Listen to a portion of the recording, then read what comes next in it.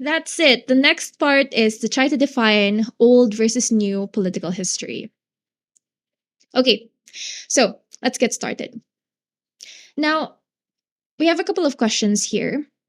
The first one is, when did history become explicitly political history and why? Diba?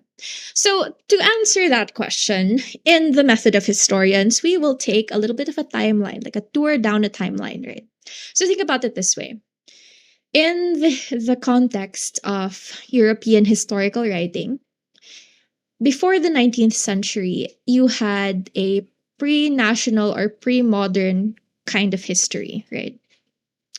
So, for the most part, this was written by amateurs for a limited audience, belonging to the upper classes as a product of elites for elite audiences. So, although we do find historical, parang professional historical writing emerging every now and then, for the most part, history during this time was a product of the elites for elite audiences. It didn't really have a wider use yet, where the past was written as chronicles, sagas, songs, myths, or short stories. Now, if you have been in my History 102 class, you know it's more complicated than that, but we can't really talk about that right now. So, very summarized version. Okay, now by the 19th century, arguably 18th to the 19th century, there was the emergence of something called national history in European or Western states. Now, in this tradition of writing, history was now written by professionals for a large national audience as part of the nationalization project. It's during this time kasi na nakikita natin yung pag-rise ng national armies. So, with the rise of national armies and conscription, where you kind of have to force people to fight, right? Um, you're trying to make the case that these people are part of the nation that they should fight for. Diba? If you think about the Filipino national anthem, right? Ang mamatay ng dahil sa'yo. It's a call essentially that in the worst case situation, we will defend the nation. And that's a similar call to what was happening in Europe in the 19th century. Alongside the rise of states and their national armies, you also have the perpetual existence of one war or another for them to expand their territory, diba? So yun yung context nun. So now, national history, the story of your nation and why you belong to that nation, was still a product of elites, but now for larger audiences, right? With traditions such as the German scientific school gaining prominence. So having written a traceable history of the nation and the state was a marker of modernity. What do we mean by this? By this time, with the emergence of nation states, okay, there's a long history to this, but what we can say that although the concept of the state had emerged as early as the 17th century, the actual formation of nation states, so a state with its apparatus, with its bureaucracy, its army, its territory, its, government, along with the nation, which is the claim that these people are not simply ruled by the government, they belong to that collective and they have a lineage connected to that collective. So the emergence of the nation state in the 19th century required something important, which is an educational tool to convince people that you belong to this nation. And more than that, you belong to a nation with a rich history that is something to be proud of, not only on a collective level, but also on an individual level. Now, it just so happened that in the 18th century, the Enlightenment hit Europe. And part of the Enlightenment, as much as we celebrate it for, contributing to philosophy and scientific discovery, it also contributed to this perception of Western supremacy. So, what do you think, though? When you're trying to understand the human, right? And why the human is not just simply any other animal. What do you say? What would you describe? Do we have a superior intellect? We have societies, cultures. We're able to build things on a scale that hasn't been seen before. We have culture. all sorts of things. Well, the same questions were occupying social scientists in the 19th century, and they were trying to think of ways to, one, describe human supremacy, exceptionality, and secondly, to try to rank human progress, right? So the fascination with human progress prompted people to start to rank societies according to who was less developed and who was more developed. And for the Western world, because they were the ones who were in a position to colonize, and technically the Western world was the seat of the industrial and scientific revolution, if you look at it from their perspective, then from their point of view, they appear to be the more superior race.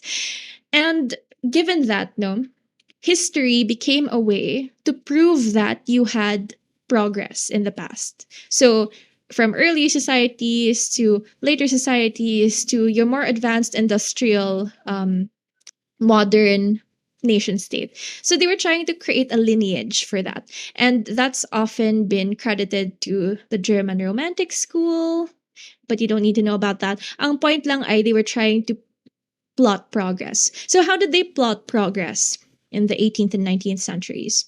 They said that Western civilization came from empires. So they would trace their history to the emergence of the Greek and Roman empires, and then to the Renaissance period, which was anchored in Italy, and then to the emergence of absolutist states in France and like a bunch of other European nations, right? So, from that point of view, history became a tool for them to assert how much more developed they were versus other societies. Like they would look at the society and ask, what is your history, right? Like, what is your proof of progress?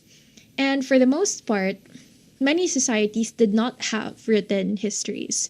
So just the lack of that written history allowed Europeans to assert, especially in their colonies, that their pattern of development was what we needed to follow in order for us to also be a more developed human. Diba yun yung weird thing about modernity? To be modern is to be good. To be modern is to be more advanced, more developed. In fact, we've used the word modernity unequivocally, or we've used the word modernity to signify a progressive, developed human being, when modernity itself means different things in different contexts. So yun, fascinating little artifact from the 19th century period. Okay, so weirdly enough, the Germans who were writing and these historians who were writing during this time didn't know that they were contributing to the Enlightenment concept of white progress. They simply thought that they were narrating things as they really were, based on what they found in their archives. So, much later na lang mako-contest na parang hindi actually unbiased yung history na yun. They just assumed that's how you were supposed to write history. In fact, that kind of history started to bleed into other areas of the world as well. So in the 20th century, particularly in the pre-World War II era, you find that European countries had a lot of colonies, diba? All around the world. So, Western European history became the standard for the civilizing process and thus created the initial structure for histories around the world diffused by the European colonial process. Now, what do we mean by this? Of course, each history of a place is unique, right, in terms of the actual events that happened. But the way you were supposed to write history and the trajectory that your narrative was supposed to take was supposed to follow a modernizing process, right? So, in a way, the kinds of narratives that were being written by your educated Creole or parang elite classes in colonies were following what they thought was the right way to write history. So they would focus on values such as the increase of human freedom, the path towards technological and economic progress, civility, and how civilized your society was based on how you acted and what you consumed, the balance of power and equilibrium Like you had a good political environment that wasn't too complicated, like that wasn't constantly trying to fall apart, and equilibrium. So, medyo complicated yung part na yun. Pero all of these are actually values central to modernity. We don't have time to discuss modernity theory here, but we do know that these values started to bleed into historical narratives for emerging nations. Okay, so something happens after um, World War II, specifically. Colonial history and national history in former colonies takes on this kind of structure. But what's more interesting to us is the period of global decolonization.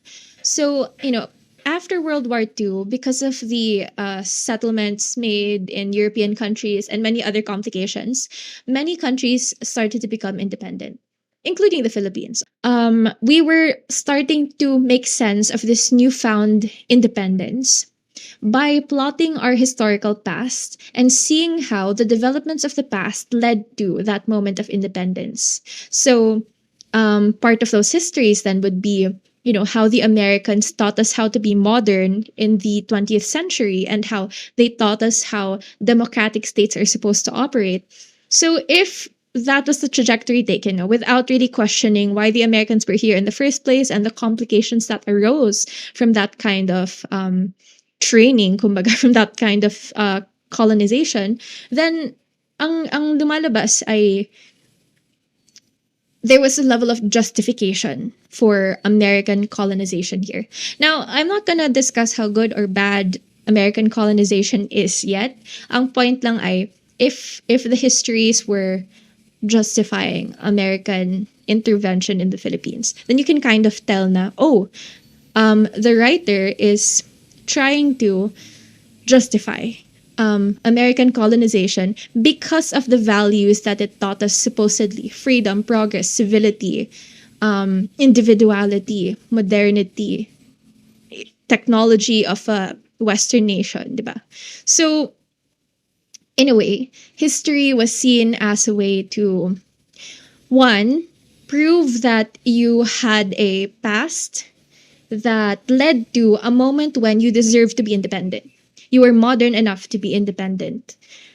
So it's a complicated story that we're gonna unpack for the Philippines when we get to colonial political systems. But in essence, we were using the standard of European history and how they were writing history to prove that our nationalism, our existence as a nation state, was something that you could sort of compare to European nations' histories. And if we were not as developed as European nations, then the propaganda of modernism or modernity is to eventually end up like a Western nation.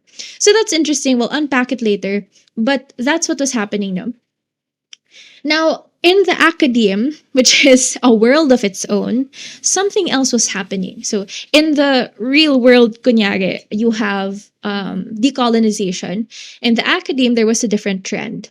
Now, for people who were studying history, political history, and parang the history of your nation and your state and politics, le politique, la politique, started to have a different we started to have a different approach to it. So Legoff says there's a fall actually from its preeminent status or its very high status to history's atrophied appendix. Why? More and more people in the academe historically were moving away from writing political histories. Why? Well, it depends on who you read, but based on the readings I've done for this course, many historians were one kind of fed up with feeding into the ego of the nation state, like saying it exists, it exists, it's something that we must protect. Yeah. And other writers were disenchanted because the focus on the nation state and how it represented progress, modernity, didn't keep anyone from falling into the atrocities of World War II. In fact, one of the best examples of a nation state that built its history and even its mythological history was Germany. And Germans used, Nazi Germany used its history and its perception of its own supremacy as a way to commit atrocities. So many historians were like, okay, I don't want to play that game anymore. So they started to shift towards other forms of historical writing: social history, demographic history, geological and economic histories. And we'll talk about these more later. Definitely, we'll see them in the next slides. But for now, what we can say is the shift away from your dominant history of elites and of the nation state came from different parts of the world. So we'll discuss this more in module 2, but just quickly, we have in France the Annales schools Histoire totale, so total history. They were writing in a way that simply subsumed the political, not as the most important topic in history, but maybe as a subtopic to larger changes in the human past. Another shift away happened in Britain and also in India. So from Britain, we saw the emergence of history from below, or social history, where the marginalized groups in society, women, working classes initially, were starting to be studied more. And in India, interestingly enough, a subaltern school appeared. We'll talk about this more in Module 2. Pero yun yung mga talagang hindi kasama sa mainstream of society, inaaral nila. Okay, in Western Europe and the United States, we started to see a rise in Marxist histories, the New Left, and other materialist histories, which we'll discuss later. And in the United States, we started to see area studies and third way histories. Okay, so if we look at more recent developments in the post-World War II era, we have two sort of contradicting trends. In the sense of historical scholarship, there's a shift away from political history towards other genres of political history, other kinds of historical writing.